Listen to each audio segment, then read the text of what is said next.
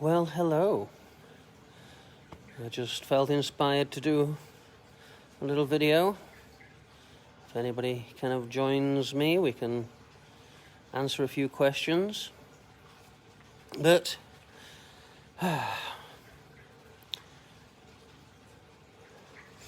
one thing I find incredibly satisfying is doing sessions for my clients. It's probably one of the most magical things is, I'll do a session and then, when we do the next session, they'll come and kind of tell me what's happened in the meantime. And, it's kind of like, oh, well, this happened and that happened. And, I was triggered about this before and we worked on it. And then I went into that situation and it was totally different. I didn't feel, triggered anymore. Welcome. I'm not sure who's with me, I can't see, but hello, thank you for joining me. I'm kind of just talking about, in some ways, the amazing satisfaction I get from doing my work, subconscious surgery. I have clients most mornings.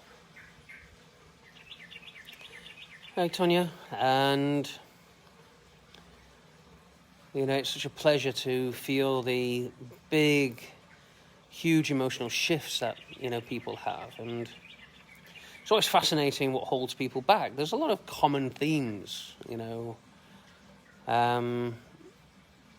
across people. And when it comes to entrepreneurship and success, and procrastination especially, we put things off till later. And often that comes with some kind of what we call psychological accounting. We justify. We say, well, because of this and because of that, that's good reason for me not to do it now. I'm not in the mood. I've got this to do, that to do. Somebody rang me and, I'm tired or, whatever that might be. It's a thing that I call excusitis. And everybody suffers from this at some point in their lives and to different degrees. And this thing that I call excusitis is this internal dialogue, this internal justification system. It's what we call psychological accounting. So we say, because of this, I need to do that. Or because of this, I'm unable to do that. And a lot of the time, it's just excuses. It's just you're preemptingly qualifying the reasons and justifications for not doing it to make yourself feel better. And in reality, usually a big part of it is a fear of success itself. A fear of what the success brings.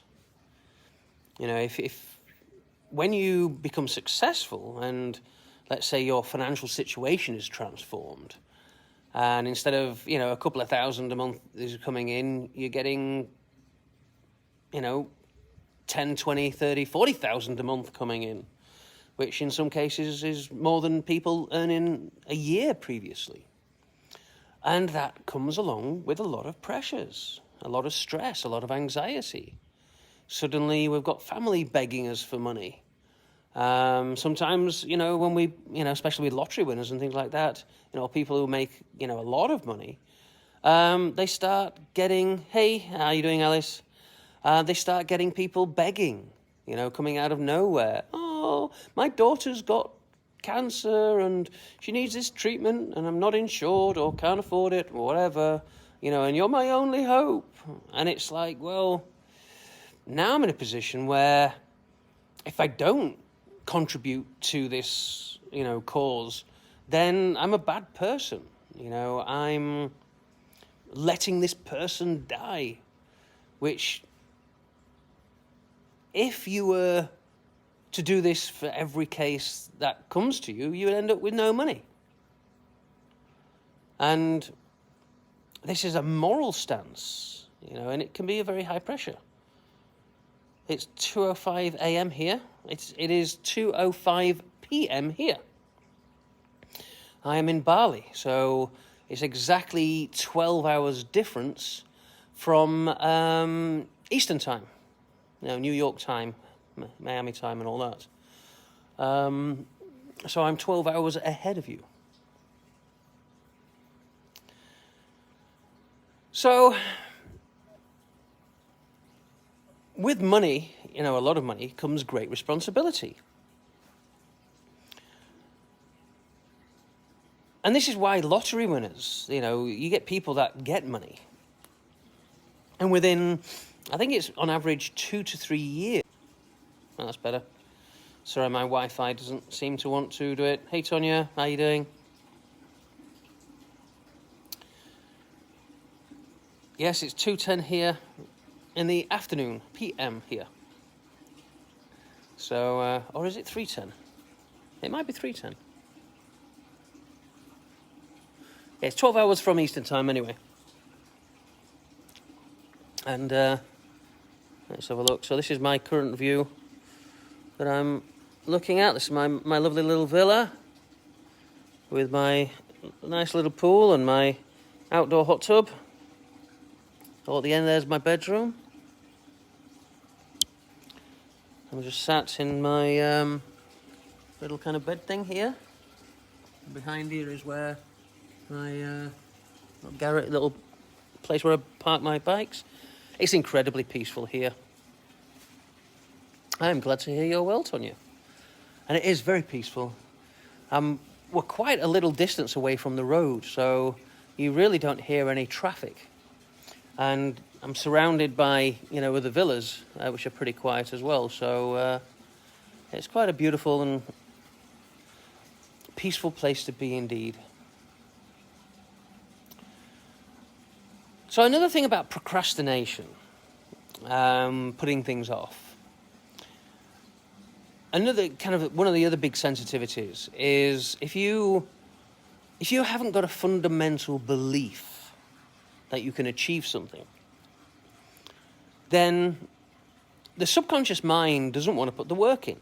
It's like, well, I'm doing some retreats later on in the year, which will be a spiritual and deep self-development subconscious retreats, and you'll get a lot of opportunity to experience serenity at that point. But going back to the procrastination, some of these internal justifications are from our subconscious mind. And if we can't see how to achieve something, if we don't have this fundamental belief, if you're attempting to do something that you've never achieved before, then you just don't know how to get there. And if you just cannot see how to get there, then what's the point in taking action? Because if you don't believe you're going to do it, what you in essence are saying is you believe that all the work that you're going to put in isn't going to achieve anything. It's just going to be a waste of time. So if it's going to be a waste of time, what's the point of even doing it? So you might have a desire for something and a passion for something, but if there's not a fundamental understanding and belief that you can achieve it, then you will fall down. That's your vibrational point of attraction. It's the bit that influences how you make choices in life. And this is where I love the muscle testing, and I really need to launch this training course soon. I've been developing it for a while. And it's, in essence, what's transformed my life and helped me, achieve everything that I've got now. And that's been getting myself out of my decision-making process. How do I make decisions not based on my conditioning, based on my beliefs, based on my experience, based on my fears and emotions? How can I transcend that and make better decisions? And it's the muscle testing, applied kinesiology, which, it's ridiculous what it's helped me achieve, It's earned me several million in the last few years alone. And this is, it was the testing that allowed me to get the Siberian blue crystal. And what it does is it taps into your deeper inner knowing, your deep subconscious. We can look for stress responses. We can look for that cognitive dissonance, that disbelief, that incongruity, that inalignment, and we can test it, and we can verify it and quantify it, and then look at ways of mitigating it and strengthening it, and actually track and measure that development process. So you have actually got a way of discerning and understanding and measuring how your development is going. And this is, in essence, what I currently do for a lot of my clients. The main thing is getting rid of the resistance, getting you out of your own way. Getting the belief system that's causing this type of behavior to shift so you don't get that emotional response again. And when you change the way you look at things, the things that you look at change, as Wayne Dyer said. And it's predominantly modifying how you feel about things. It is. If you change the way you feel about things, how you operate, the decisions you make, the choices you have, the actions you take, all morph and change with it. So, in life, what makes us successful isn't necessarily just doing stuff. There's a lot of people out there that work hard. If working hard was the secret of success, there would be millions of more people that would be multimillionaires instead of broke and struggling. In my past, when I have at some of my other businesses, I've worked 12, 14 hours, even more a day. When I had my custom car shop, I was leading up to shows, often I'd be working 24 hours, 36 hours, sometimes 72 hours, taking naps in the workshop while other people were working and all sorts. And, earning okay money, but not earning big money. And what you can do is you can actually work a quarter of the amount and earn 5 times the amount I've learned. It's not necessarily about working hard. And then there's the definition of working hard. Honestly, I don't work a day in my life. I love everything I do. I love working with clients. I get to experience all their crap and all their stress and all their problems and all their, triggers and emotions and the darkest points of their lives. But by the same token, I get to experience all the joy and the release and the elation and the ecstasy that they have when that changes and they grow and they transcend it and go beyond it. And that can all happen in just 1 hour, in one session. It's quite amazing. There's some of the transformations that, can be achieved with the right tools and techniques. So, like with anything, there's just a process. And to reinvent our lives, first we have to reinvent ourselves. If you're able to reinvent yourself, then everything follows suit. There's like a law in martial arts, right? Is wherever the head goes, the body follows.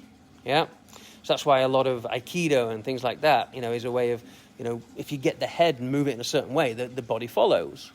And you can see that as a metaphor psychologically for everything in our lives. You get your head right, you get your thoughts right, you get your mindset, polished and congruent, and you remove all these elements of doubt, then suddenly you will start taking better action with more confidence. And confidence and conviction is what transforms many things. In sales, if you're very kind of loose and soft and wishy-washy, when you come to sales and you've got doubt in yourself and you're not very confident, you're not going to instill confidence in other people. And if you're not confident, why should they be confident? And if they're not confident, the chances of investing in you or your product is slim. People buy from people. They have faith that actually, you know what you're talking about. So if you don't believe that, how can anybody else believe that? But the challenge is that it is a process. Just like any new skill, you've got to practice it. And it's perfect practice that makes perfect. This is one common misconception. It's not practice makes perfect, because you can always practice mistakes. It's perfect practice that makes perfect. But a big chunk of that is just getting on with stuff. It's just doing stuff. People put things off because they're perfectionists. I don't want to get it right.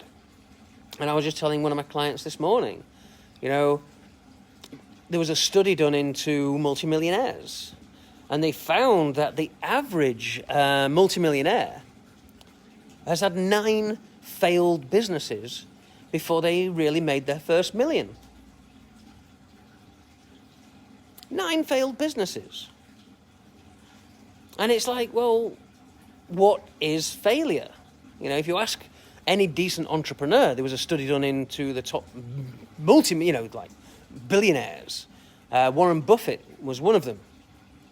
And he was interviewed, and he was asked, how do you cope with your failures? And he went, I don't know what you mean. What failures? And he says, well, and they named a business. I've forgotten what business it was called. And he said, this business went bankrupt. You lost 650 million, on this business. And he went, no, I didn't. He says, I successfully invested 650 million to find out that something wouldn't work. So it was a success.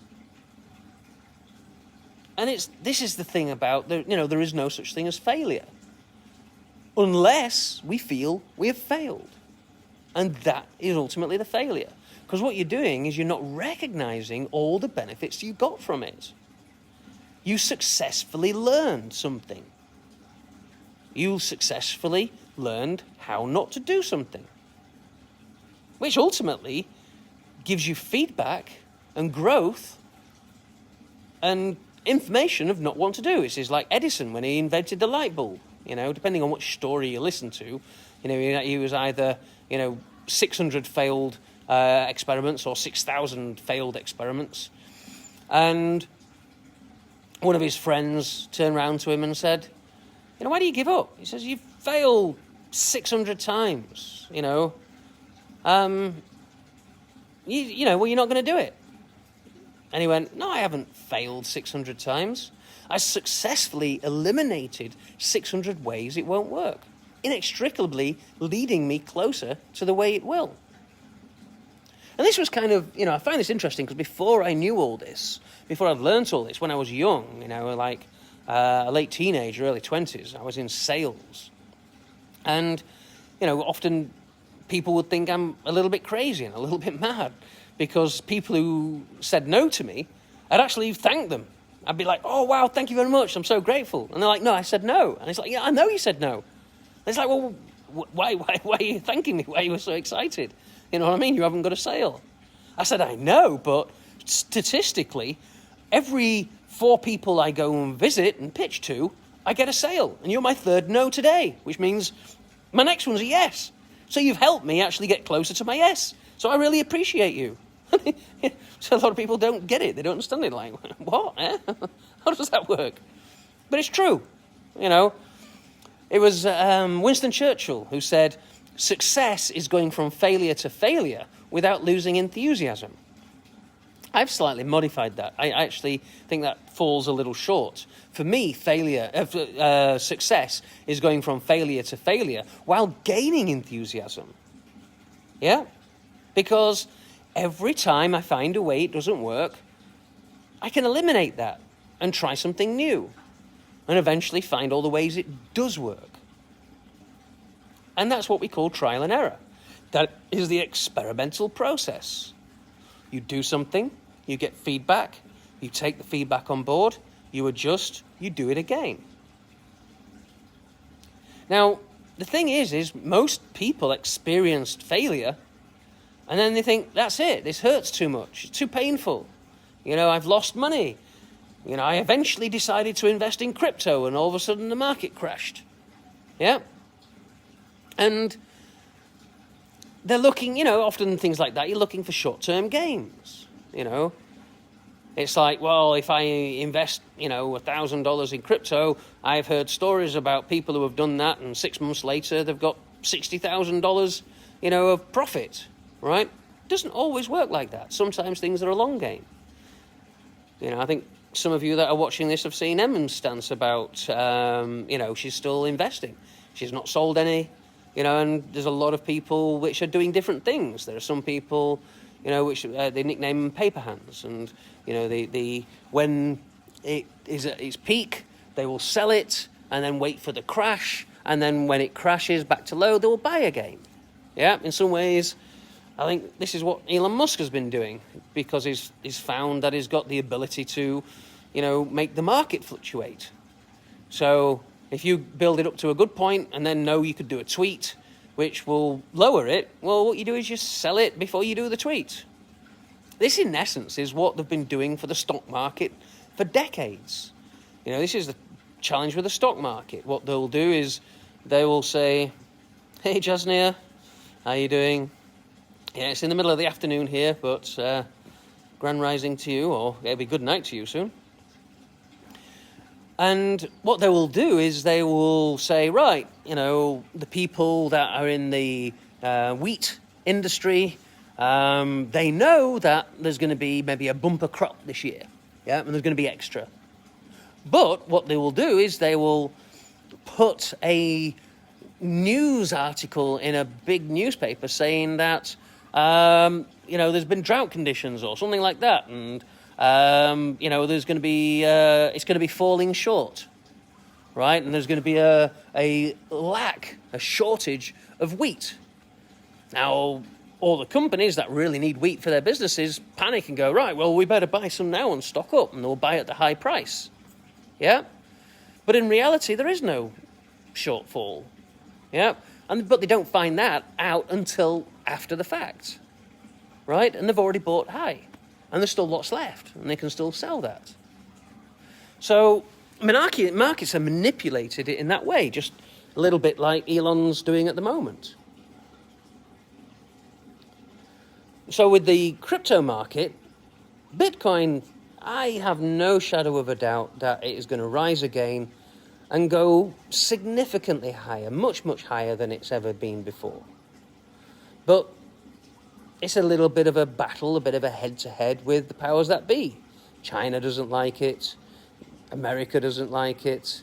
In essence, the established, monetary system are not overly keen on it, because this decentralized way of creating wealth is separate to their system. And they want you to use their system, not somebody else's. So they will create policies and things like that which will, fluctuate the market. And then the market will find ways around it and stuff like that. And it's all about confidence. Just like if you're an entrepreneur, your job is to create confidence in other people, that you can help them achieve a particular goal or provide a service or product which satisfies their needs.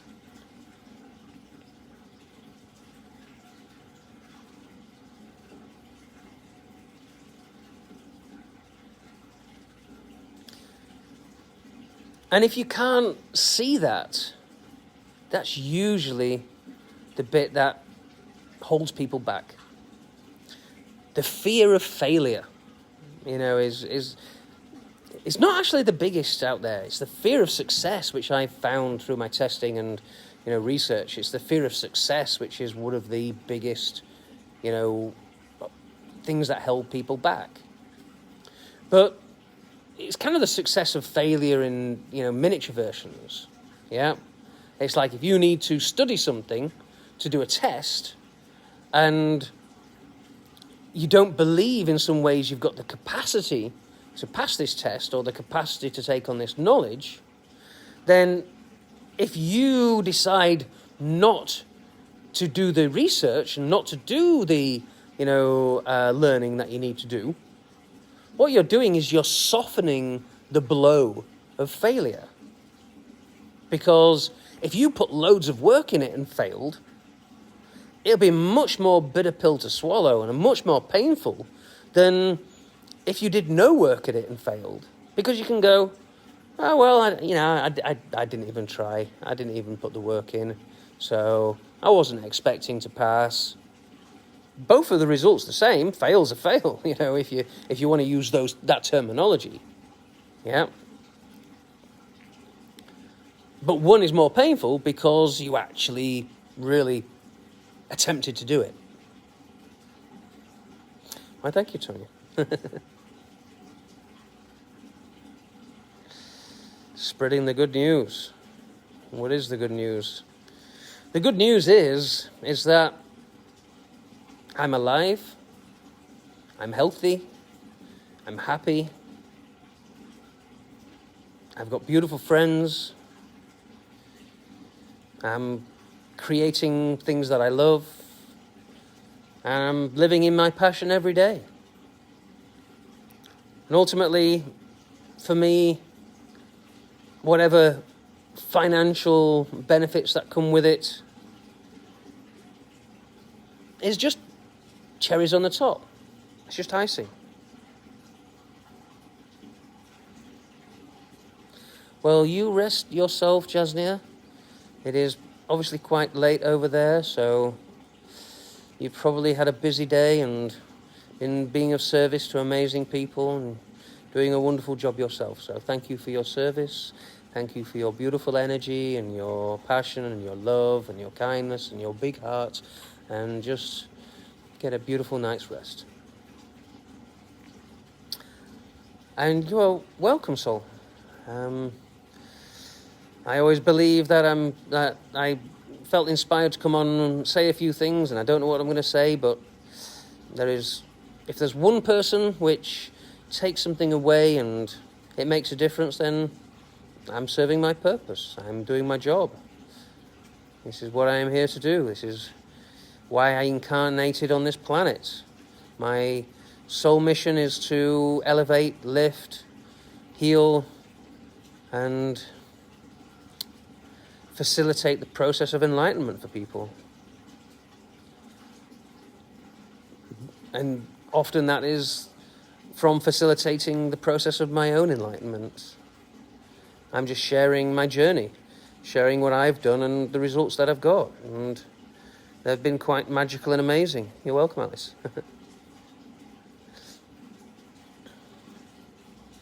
For me, it's just about loving every moment of every day, appreciating everything for what it is.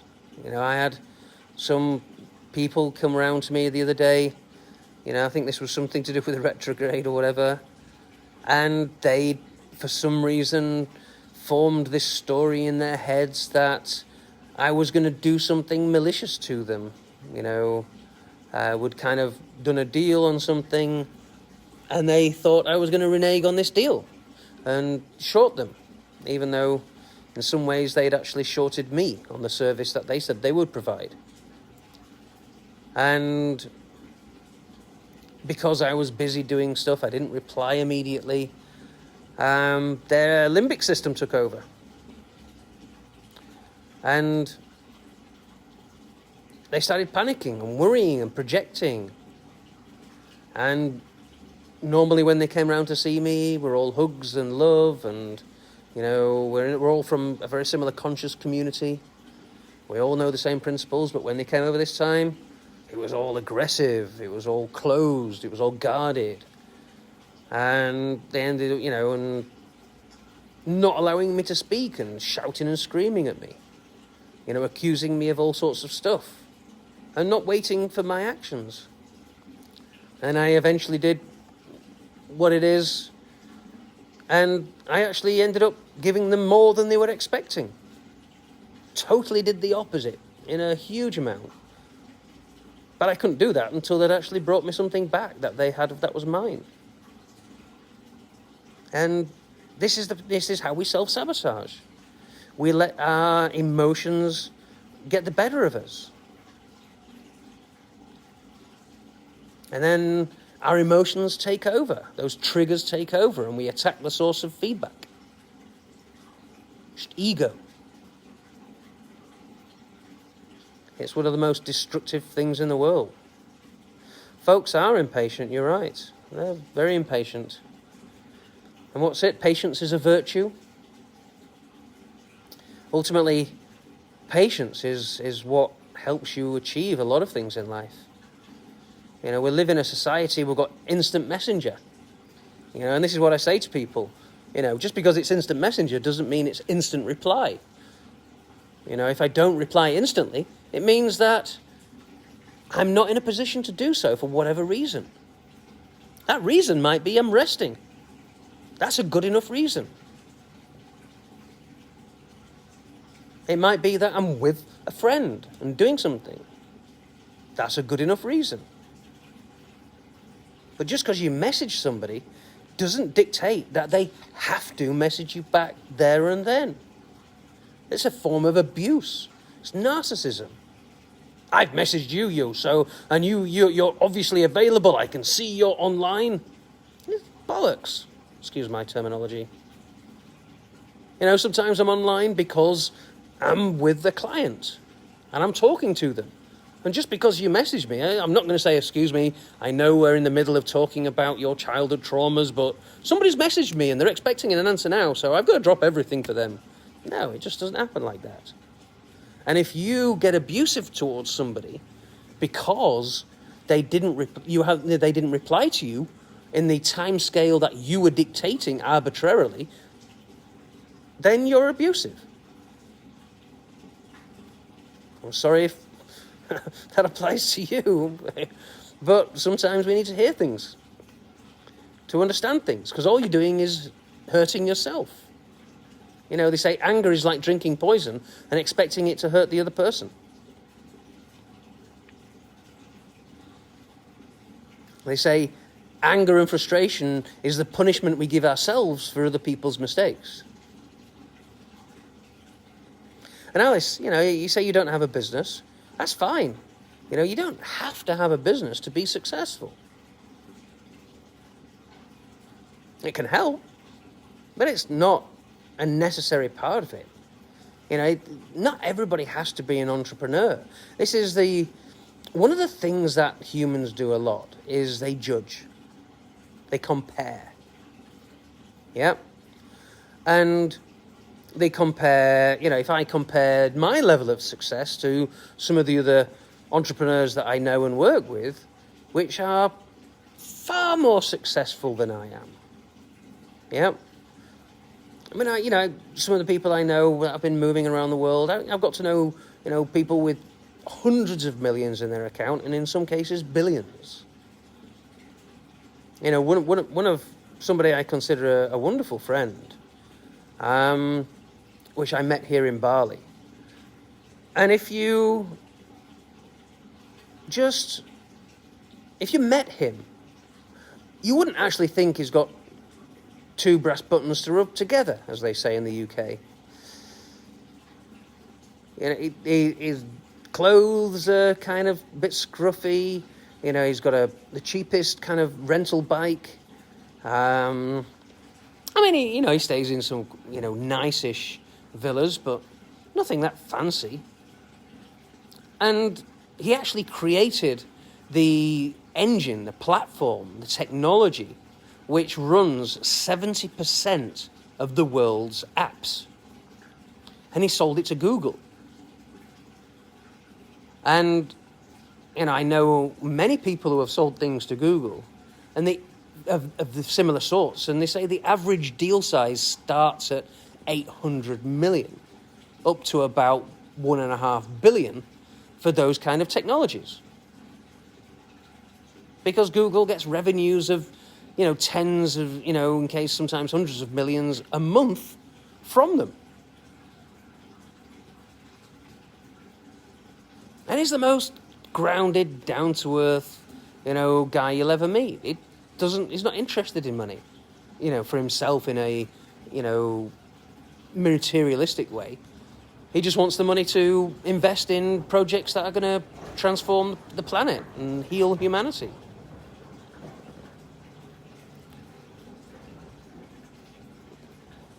But if I compare my achievements to him, I'd be way down here. And it'd maybe make me feel, unsuccessful.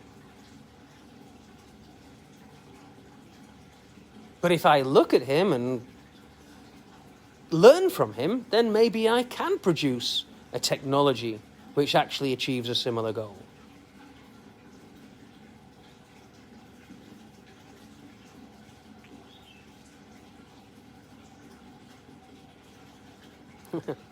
Thank you, Tonya.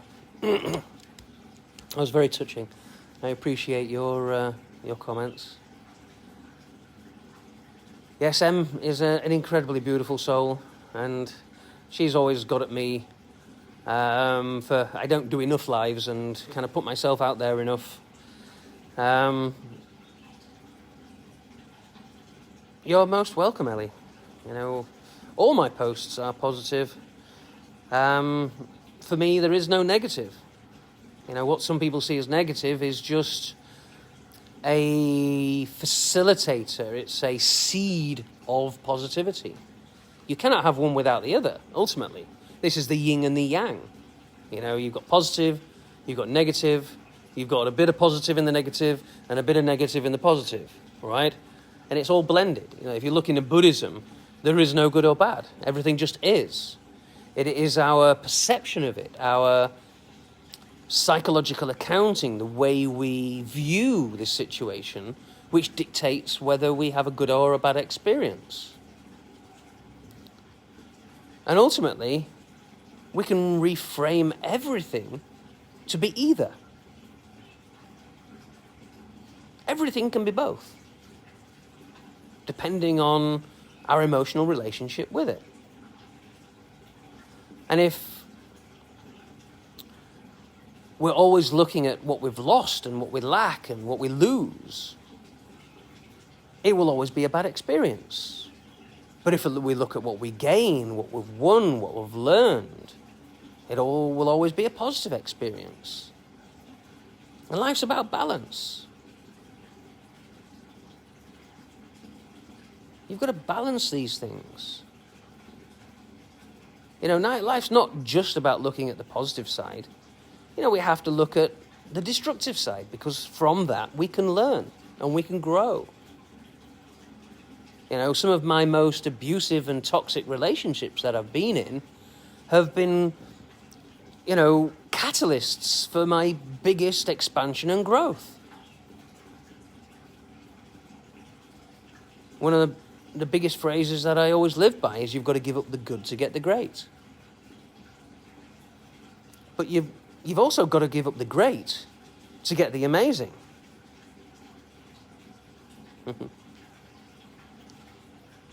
But the thing is you've got to give up the amazing to get the absolutely spectacular. And most people aren't even ready to give up the good. And this is staying in toxic relationships. Their sex is great, but they're abusive. Yeah? They earn good money, but they don't care about me. So you hold on to this good part and overlook all these terrible parts just because there is a fear that if you let go of that good, you're not going to get it again. And you're going to go backwards. But when I look at that, the analogy of the old bow and arrow, for you to fire the arrow with any kind of, intention and velocity so it can actually do something, you have to pull it back. You have to pull it a long way back. And it takes a lot of effort to pull it a long way back to be able to release it. And the effort for us is undoing and unstitching all of these emotional traumas that we've got in our system. What we call implicit memories. These emotional memories of times in the past where best friends have screwed us over, romantic partners have done us wrong, ripped us off, disadvantaged us in some way, shape or form, insulted us, talked about us behind our backs, broken our trust. And that trauma stays in the system. So next time you feel yourself loving somebody in the same way that you loved them, it brings up all these traumas. This is your subconscious mind saying, look, you can't trust these people. You remember your experience? This has all happened before. And remember what happened? Don't do it. And it's not based on any facts. It's not based on the truth of the situation. It's based on stress and worry. Now, there are times at the same time that our intuition will tell us something. And one of the things that I've been researching and experimenting with for years and years is, what are the tools that we can use and adopt to be able to discern between the noise in our minds, this toing and froing, the one bit that says, oh, it's going to be great, and the other bit that says, no, it's going to fall apart, it's going to be terrible. You know, is there a way, is there a process that can elevate ourselves over and above these traumatic responses and actually tap into this deeper inner knowing? Hey, Amy. And there is. This is what I've been, experimenting with since 2014, which is the applied kinesiology, muscle testing. It can completely and utterly bypass, when you use the correct techniques, the correct processes, have the right sensitivities, you can predict the future with unbelievable amounts of accuracy. Crazy amounts of accuracy. I've documented and predicted the behavior of many, many people, many, many situations, not just for myself, but for clients as well.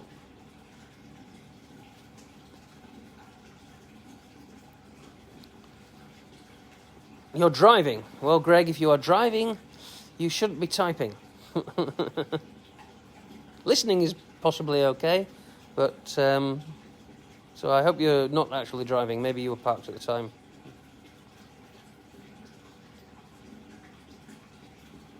But to achieve anything in life, we have to, you've probably heard the phrase, feel the fear and do it anyway.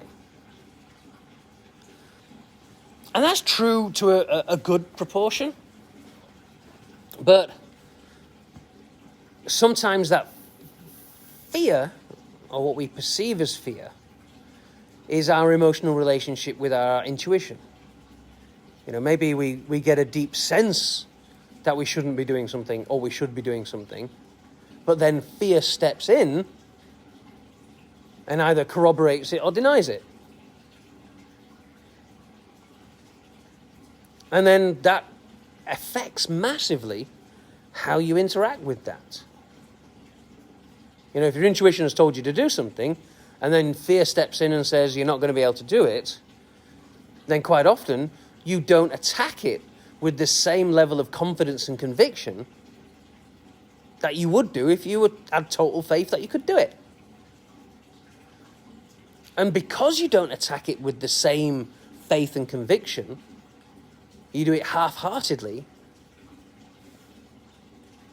again, what you're doing is you're preempting failure. And you're lessening the pain and the burden of that failure if you kind of don't make the effort fully. Yeah, well, I didn't give it my all, so yeah, it doesn't really matter that much. You've just lessened the pain than if you went all in and did everything you could to achieve it and you still didn't, then that's a bigger pill to swallow.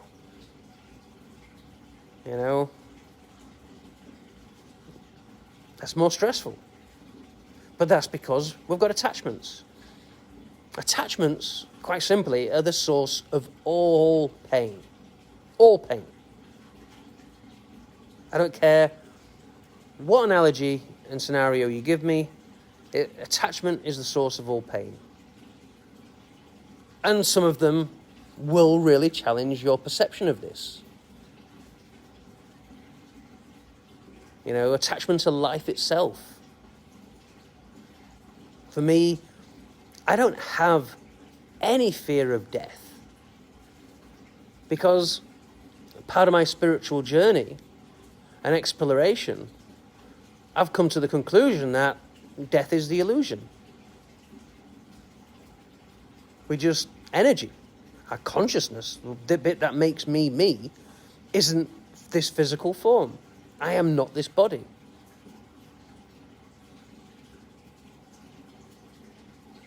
And if I have had past lives, well, that would mean my consciousness isn't dependent on this life. And if my consciousness isn't dependent on this life, then death is irrelevant.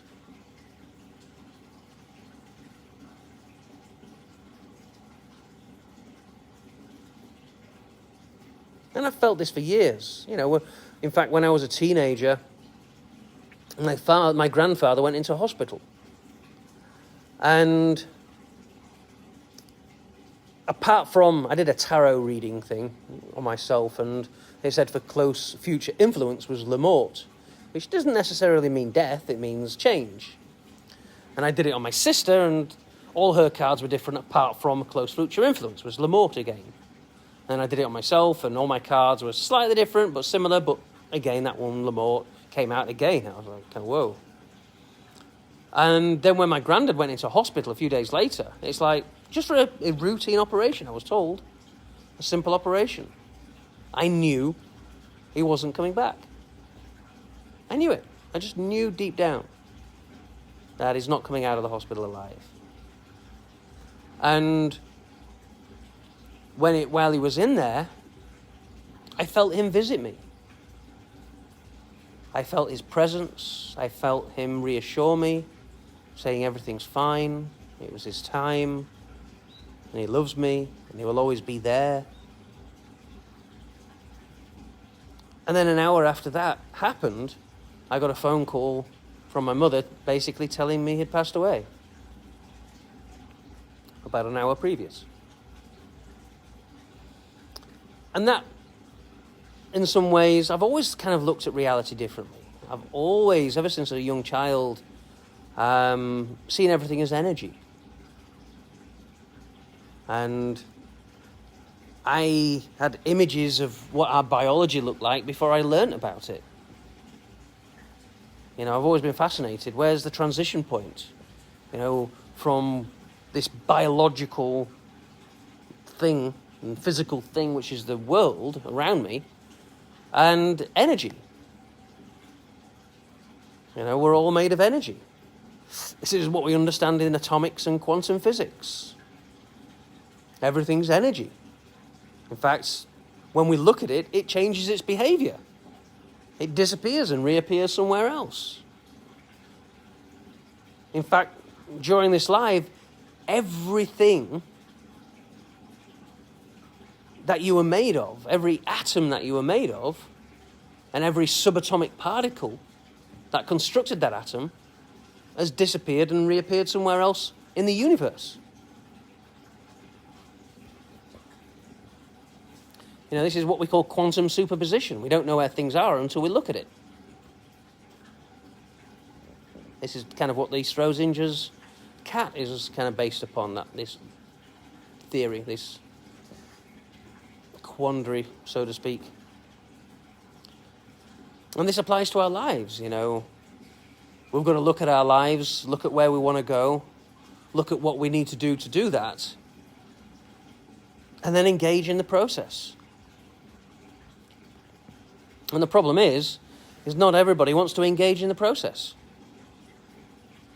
For various reasons. For fear of failure, fear of success, fear of being judged. Hey Shanta, hello to you too. Thank you for joining me. You know, if anybody's got any questions, feel free to ask, you know. I love interacting, answering questions, giving guidance. That's what I do. So whatever it is that you want to achieve in life, in many ways, first of all,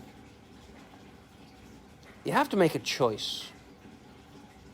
The choice is, how bad do you want it? Are you willing to give up everything? Are you willing to risk everything? I know I did when I chose this path. I gave up my house, gave all my possessions away, and got a one-way trip, to Shanghai to attend a conference with somebody I met once in a conference in London. And the rest is magic. This images thing I talk about, I seem to have some. There are times I have flashes of some places as if I have been there. The old déjà vu. Yes, this is a very interesting phenomenon, and it's commonly experienced. And there are certain techniques and processes where I have done, things that I'm not going to get into too much detail about, and created shared experiences like this, where we've had the same vision, of us in a past life, in various different ways. And there's a couple of explanations for this. One is that it's a direct memory from a past life. Your consciousness has, been alive. This is what we call the Akash. Yeah. That déjà vu. So, the one of the metaphysical kind of explanations for this in some ways is if we look at what we call the fractal holographic universe theory.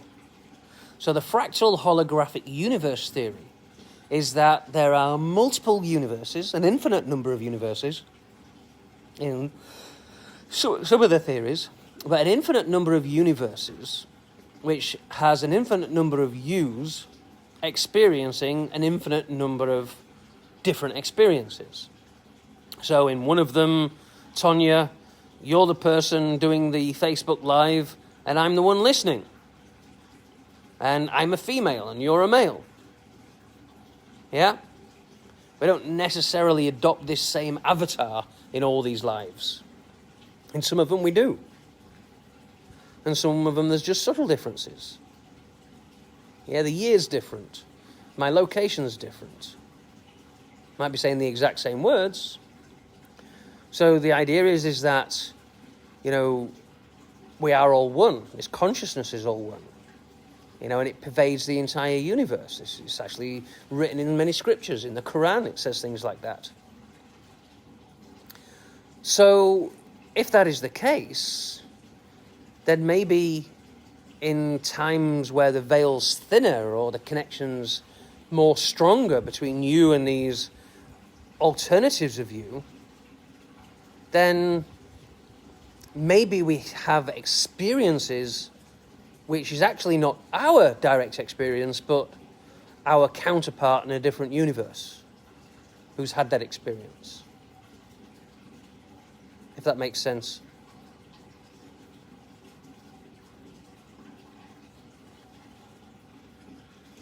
So you've had these experiences since you was 3. Yeah, my earliest memory was 5, actually. Well, told me the cousins that I was reincarnated. They called me a witch throughout my childhood. Now in adulthood, I feel so stupid. Don't feel stupid. Just release that. That's a destructive pattern. It's a limiting pattern. It's a limiting, look at it in hindsight, with compassion. Compassion for you and compassion for those others. Because ultimately, everybody was only operating from their level of consciousness at the time. And we don't know what we don't know. In fact, one of my clients, one of Em's apprentices actually, she came to me because she did intuitive reading and things like that.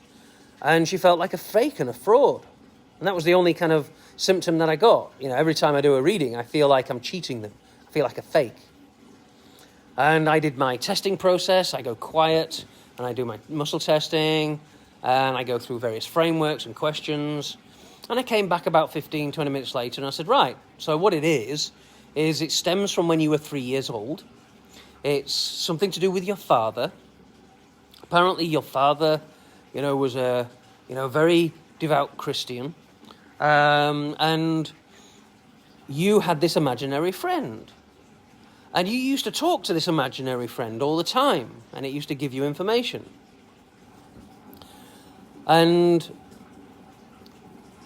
because your father, was very religious, he thought it was the devil's work.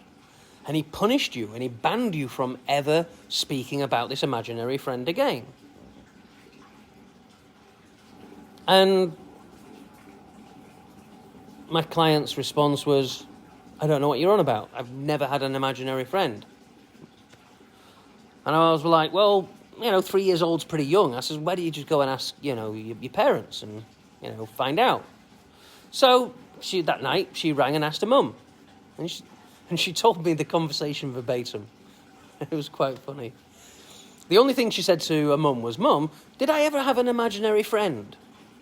And her mum's response was, she went, oh, yeah, you did. When you were 3 years old, you used to talk to your imaginary friend all the time. But you know what your father's like? He was so religious, he thought it was the devil's work, and he punished you and banned you from ever talking about it again. She was like a bunny in the headlights. She was like, what the hell just happened? You know what I mean? And she does this for other people, but when you have it done to yourself in such a powerful way, it was just mind-blowing. It kind of makes it more real. And especially when you disbelieve yourself, you won't believe stuff, but that was something that couldn't be kind of disproved. I got the instant facts, instant, verification.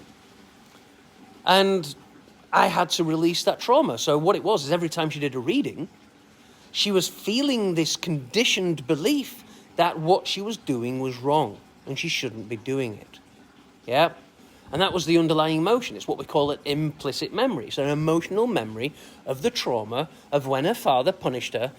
And that was before she gained full kind of recognition of reality, of embedding memories. 3 years old's a very young time to be remembering stuff. I remember very little from that age. It's all kind of, we're in theta brainwave state. We're in a dream state. Yeah? So we're not here to apply memories as such. But yes, Amy, if you're happy to message me, if you're wanting to chat about what I do and how I can be of service, you're most welcome.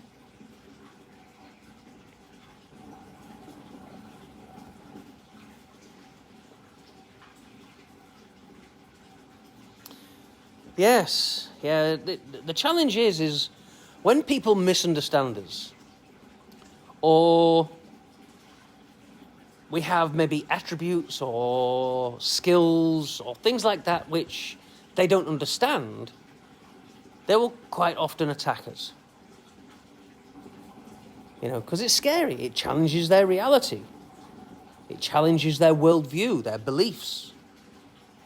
And they've either got to accept that they don't know everything, and maybe you know better, which their ego really doesn't enjoy doing, or they attack you and destroy you and belittle you.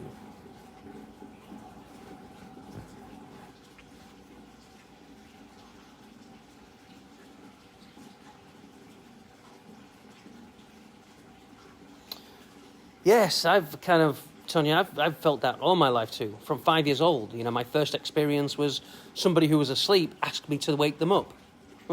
And if you go around telling people that, people look at you like, you really? Okay. They look at you as if you're mad. But we now know in certain circles and certain researchers that we have these extrasensory abilities. And we understand some of the mechanisms now in that, the heart field, mirror neurons, all this kind of stuff. And there are some people that have got very powerful abilities. The challenge is if you turn around and say, I've got this very powerful ability, you're now in ego. That's not true. That's not true. It's actually okay to recognize your own skills and abilities in a humble way, without it being bragging. And it took me many years, to accept that I was different. I knew I was different all along, because I had the ability to do things which nobody else that I met up until that point had been able to do. It was only much later in life that I ended up meeting people that had the same similar experience to me, and similar stories, which then made me feel more comfortable in some ways being me. I should have felt comfortable being me regardless of what everybody else thought of me, but that's just not how the ego works, and part of the awakening process is transcending the ego, is recognizing what is story.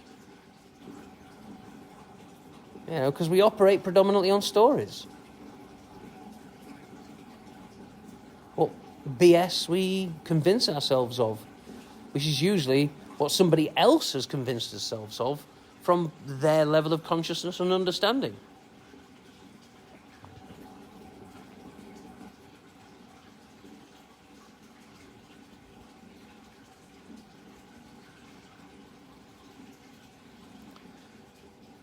And we take it on board.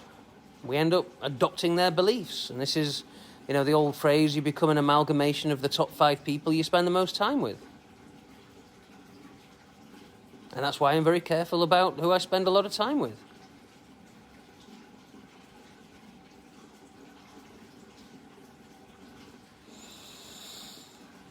Same with romantic partners, especially when sex is involved. Sacred energy exchange, as they nickname it in some ways. This is why I like to associate and kind of hang around and work with people who are more successful than I am, so I can learn and grow.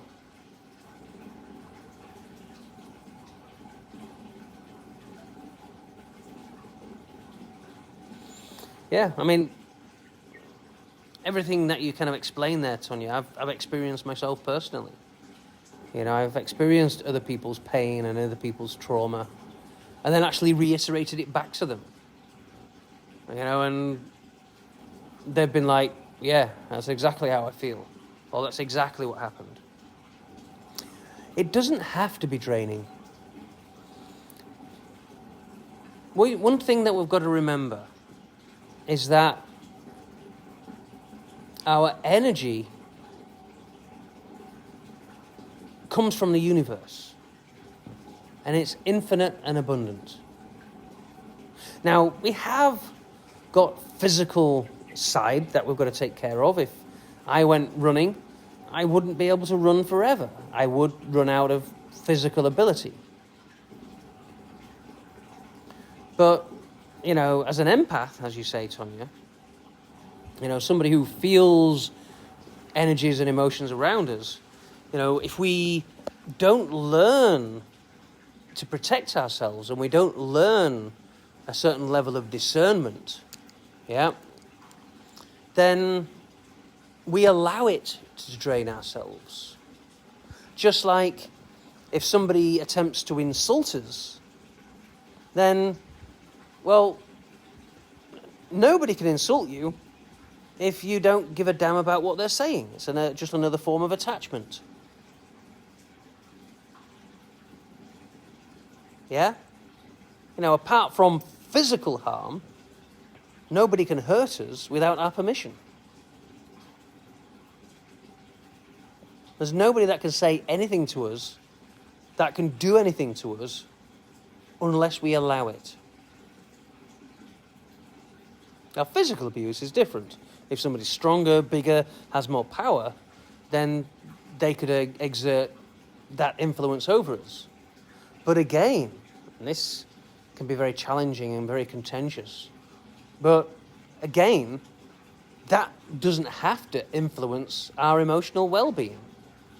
There was a book, and I don't know the name of the book at this moment in time, but it was about a prisoner of war in Vietnam who was put, we've got bamboo behind us, put in a bamboo cage, probably similar size pieces of bamboo to this actually, for the bars. Put in a bamboo cage, which was like 4 foot by 4 foot. They couldn't stretch out properly, they couldn't stand up properly, and they were in solitary confinement. And they were just thrown food every day, but they weren't even cleaned out. Probably the most difficult and terrible conditions that you could imagine. And it was 2 years they spent on that. I think it was after about the first year or something like that of living in trauma, they eventually let it all go. And they looked for the blessings. And they found them. And they found peace and serenity and bliss whilst being still locked up in this 4 foot by 4 foot dirty, horrible box. Cage. And it just made me think, you know what? If somebody can be locked in a 4 foot by 4 foot cage for a year in practical solitary confinement with no hygiene and scraps of food, and who the hell are we to think that we can't find happiness in this abject luxury? And when I say talking about abject luxury, you know, I've been at the rock bottom as well. I've had, you know, where I've had only a few hundred in the bank and been hundreds of thousands in debt, not just tens of thousands or a few thousand in debt. I mean, like, you know, from setting up businesses and them, you know, kind of not working how I would have liked and investing heavily into them, you know, being massive chunks in debt. And not knowing where the next money is going to come from. I've been there. And I've been there and found my bliss, found my contentment, found my happiness. And let go of any stress and trauma about being where I am. Because I have faith and I believe that all of this was just growth. It was just feedback. It was just the universe giving me experiences to help me grow and develop. And I was grateful for all these challenges. And I was patient.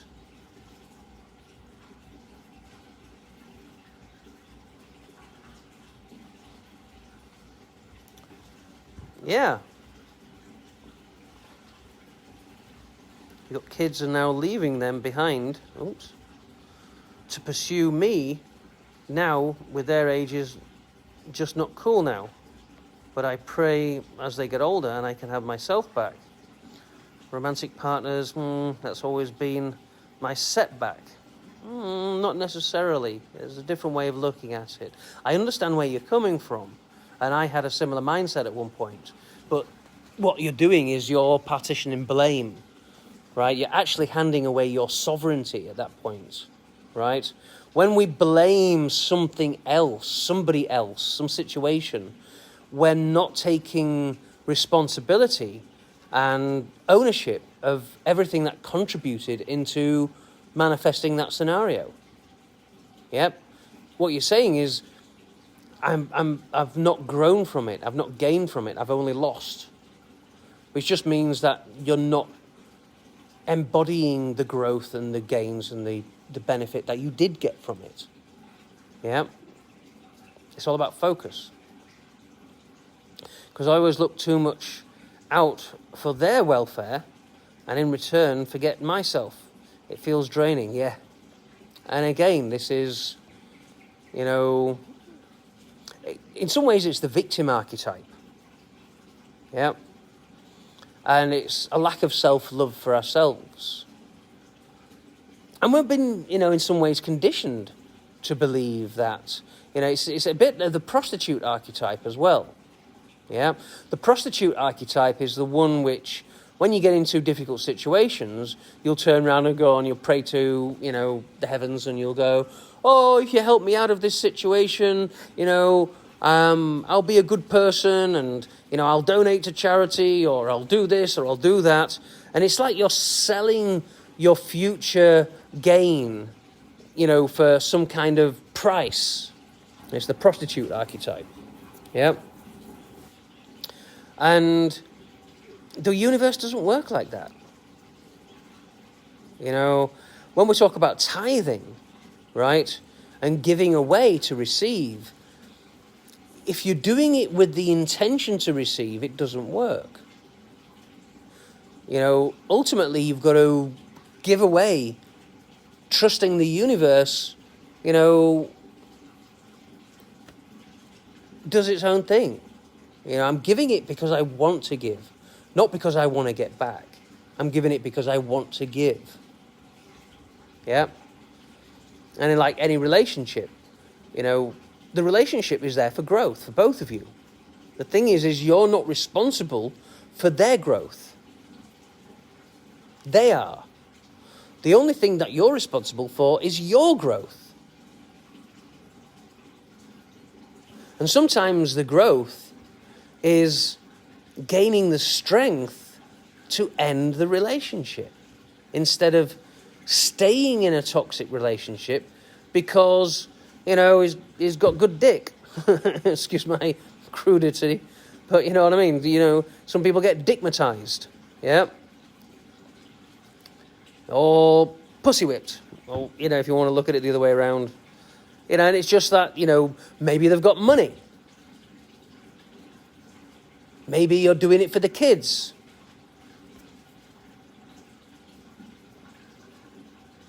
A lot of people stay in toxic relationship for the kids, and then the toxic relationship is the bit that ends up hurting the kids. So actually, what you did was a fool's errand. It actually manifested what it is that you didn't want. And that's why you shouldn't do things that you don't want. You should focus on what you do want.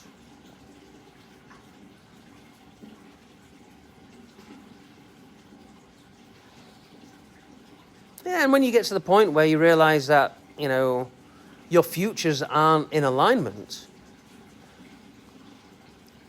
you've got to take back your own sovereign power and choose to be the captain of your own ship and pilot your own destiny. And sometimes that means making tough decisions and giving up the good to get the great. Letting things go. Well, Amy, thank you for joining me. And I'll be doing some more of these, so maybe you can join me in the future as well. But thank you.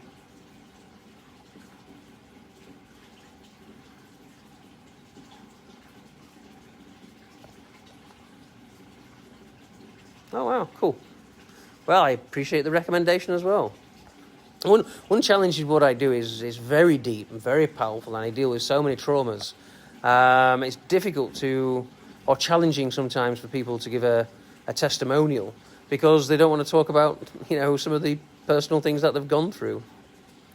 But, it's an amazing thing. So thank you.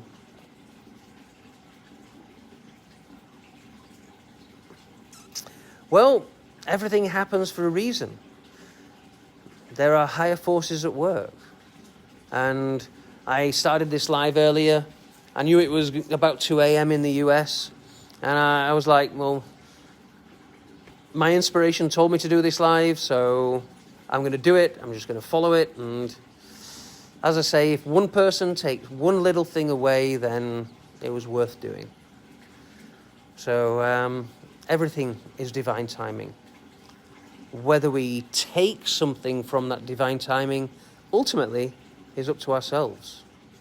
Sometimes the universe speaks to us and we ignore it. Good morning, Natasha. I know you're in the UK there. It must be quite early there. It's 3 o'clock-ish here, maybe now. So that's about 8 o'clock in the morning for you, isn't it? I think. I'm not entirely sure what the time is. It's a bit cloudy here at the moment. I know it's been raining here last night, so we get that now and again. It's been beautiful and sunny for many, many weeks, and super hot. Still super hot. Must be, 70s, 80s here still. Yeah, probably early 80s, warmth temperature-wise. So it's quite nice. Although not as crazy as some of the temperatures in Florida or Texas. I've been in those places and, whew, it can get hot.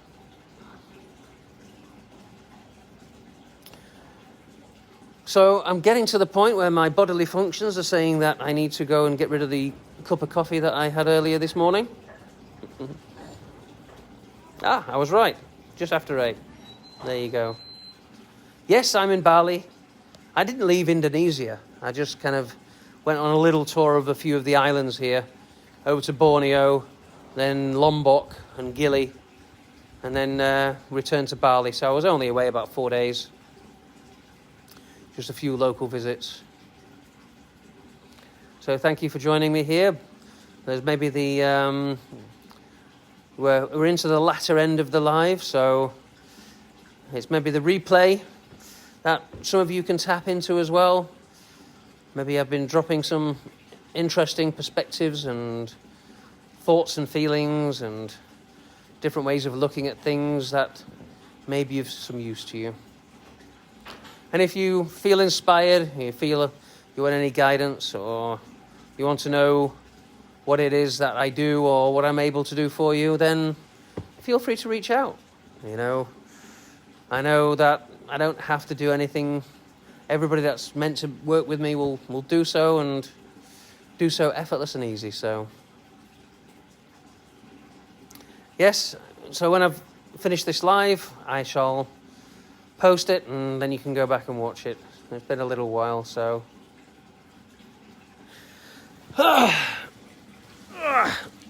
stretch. Oh, creak, crack. So just know that I love you all. I am sending out good vibes from my heart. I wish you a beautiful night's sleep, or a beautiful and amazing day or evening, or wherever it is in the world that you are. I've got a client coming over shortly. She actually just messaged me a minute ago saying that there's rain over in Ubud, so she might be a touch late, which is fine. Gives me a little bit more time to get ready and prepare, and help someone get in touch with the universe and transform and transcend their current level of consciousness and raise it to be able to let go of whatever it is they need to let go of, those attachments.